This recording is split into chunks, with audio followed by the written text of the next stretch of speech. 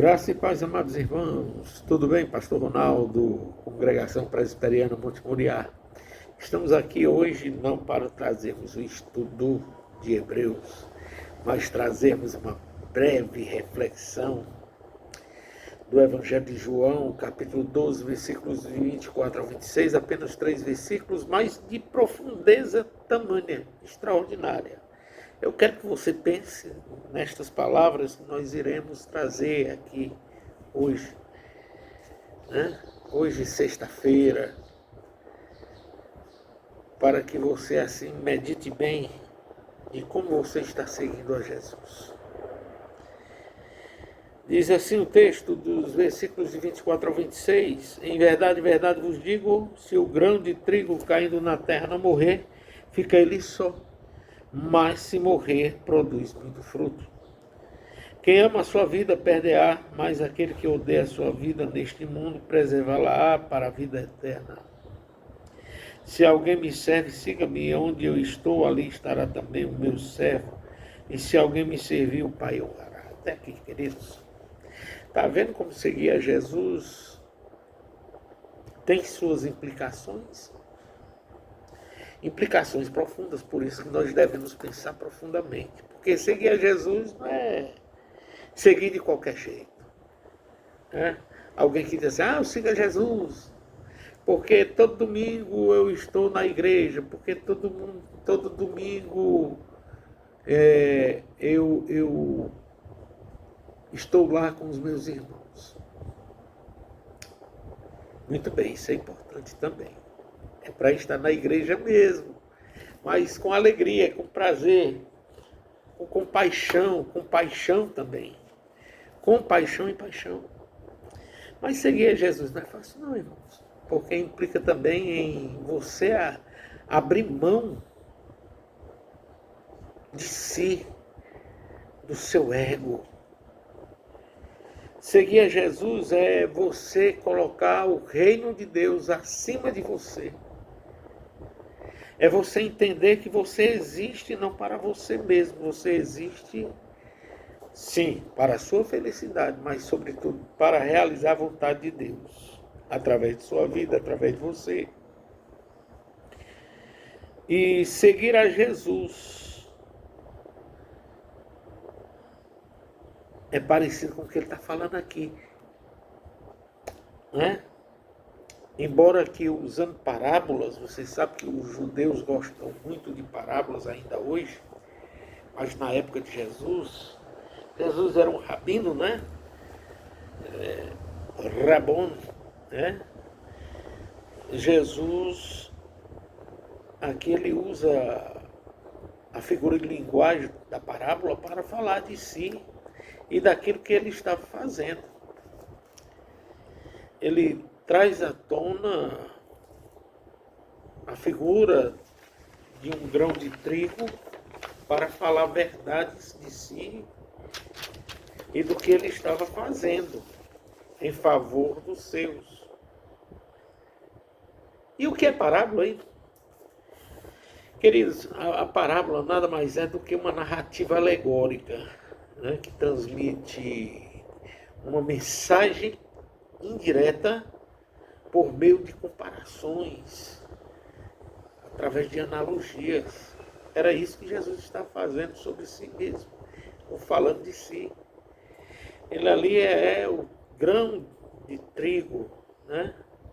É um grão de trigo que, ao cair na terra, germinará. Mas para germinar era preciso morrer.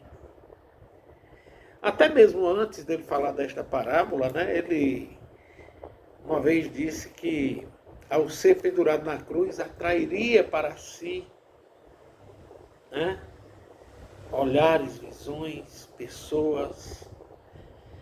Ele estaria entre os céus e a terra.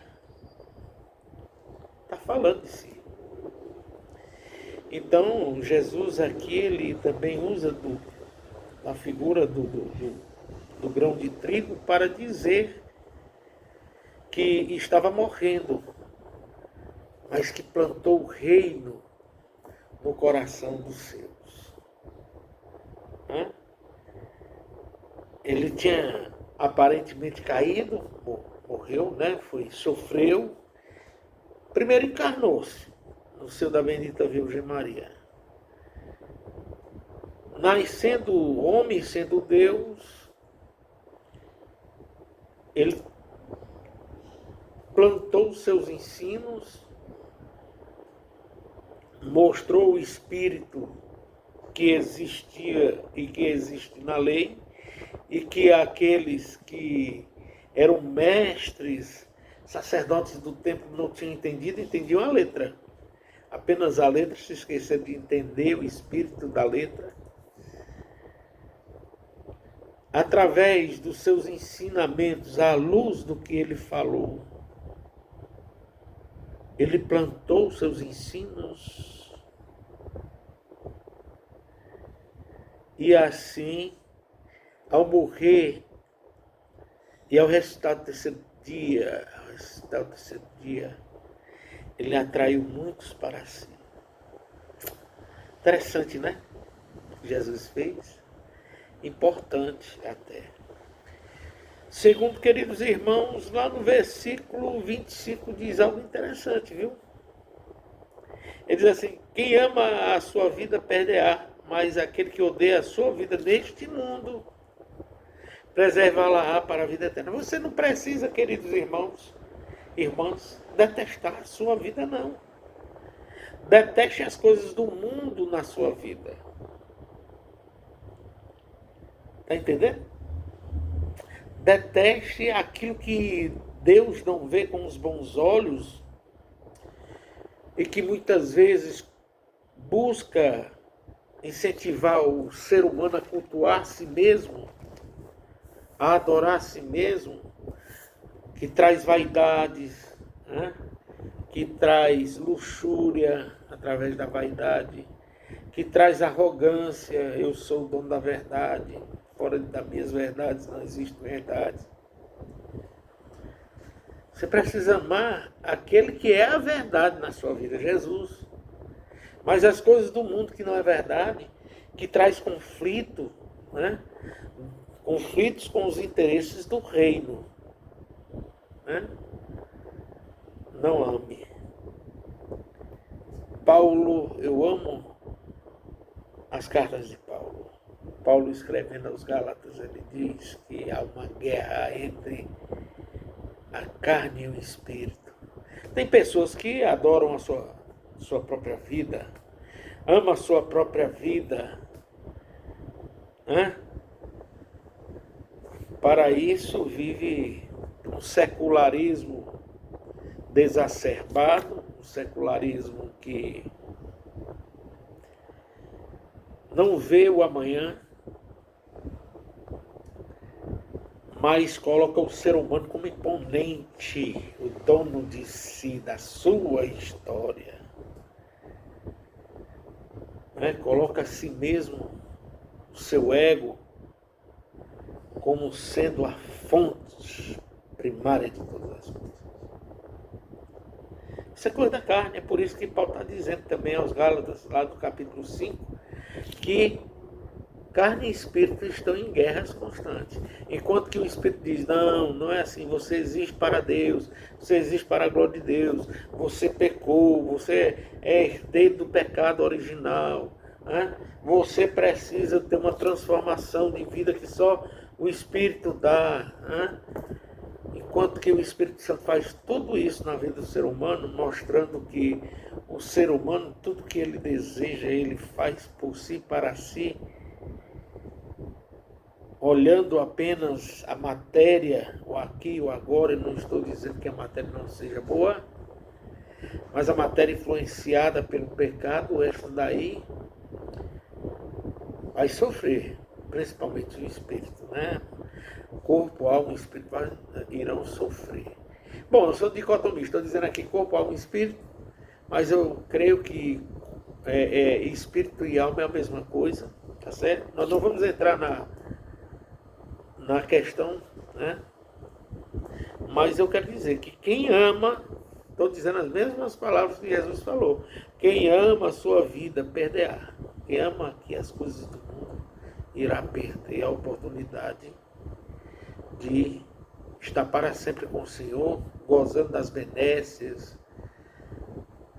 gozando da alegria eterna, da paz eterna. Estes daí que amam a carne, as coisas da carne, vão estar em sofrimento eterno. A finalidade aqui não é de falar de sofrimento, mas ensinar aquilo que ele diz também. Mas aquele que odeia a sua vida neste mundo, preserva-la para a vida eterna, isto é mais importante. A vida com Cristo, querido. A vida onde você absorve para a sua vida. A vida absorvendo para a vida as coisas do Espírito Santo de Deus. Este terá a vida eterna de alegria, de paz, de gozo, de realização, de eternidade com Deus, com Cristo, com o próprio Espírito Santo. É isso que Jesus está dizendo, preserva-la para a vida eterna. Mas precisa, antes de mais nada, não andar em conluio com as coisas do mundo. Quais são as coisas do mundo? Vaidade, arrogância, mentira, adultério, hipocrisia. São coisas do mundo. Inimizade com o próximo, inimizade com Deus, inimizade com tudo que Deus instituiu para que fôssemos amigos. Amigos não do mundo, mas amigos de Deus. E terceiro, queridos, para encerrarmos, diz assim: se alguém me serve, siga-me, e onde eu estou, ali estará também o meu servo. E se alguém me servir, o Pai o honrará. Veja aqui, eu quero trazer algo importante também aqui nesse terceiro ponto. Nós temos que entender que aqueles que Cristo atraiu para si de forma irresistível, ele não vive mais para si mesmo. Eu sempre tenho dito isto, que aqueles que entregaram a sua vida a Cristo já não é dono de si mesmo.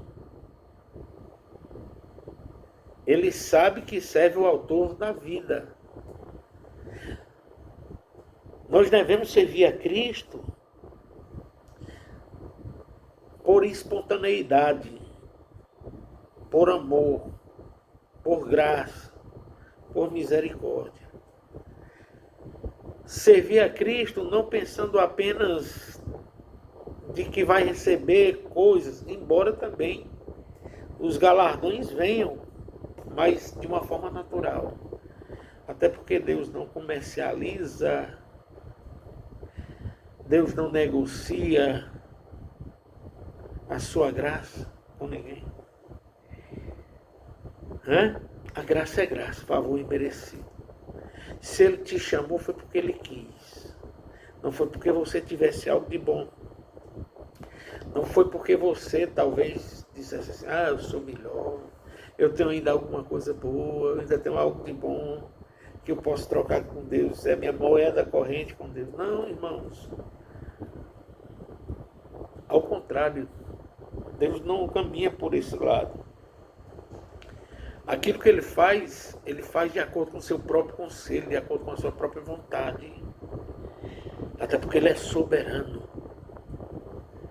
Mas mesmo sendo soberano, Ele nos faz essa promessa tremenda, incrível, que Jesus traz à tona para que possamos observar.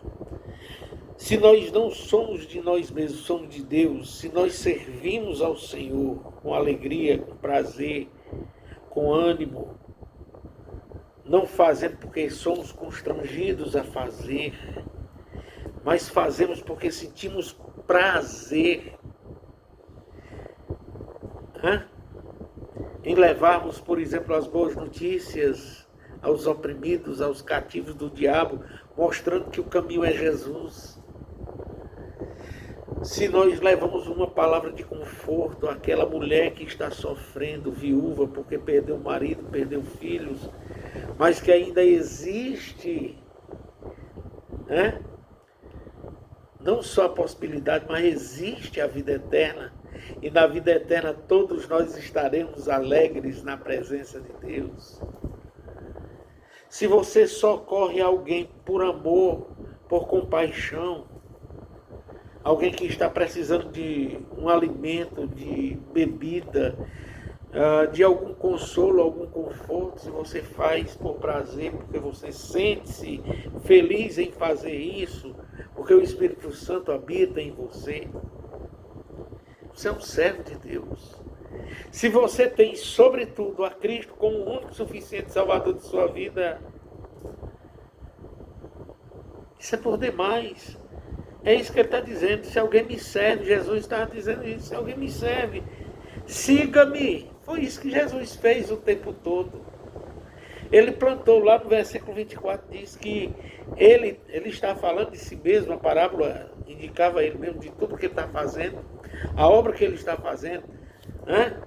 A obra de curar doentes, enfermos, né? Levar as verdades da eternidade, trazendo à tona, né? Instituindo o seu reino no meio dos humanos, né? Nós humanos. Jesus disse isso: venha a nós o teu reino, na oração do Pai Nosso, né? Então foi isso que ele fez. E ele está dizendo que se alguém faz isso daí também, né?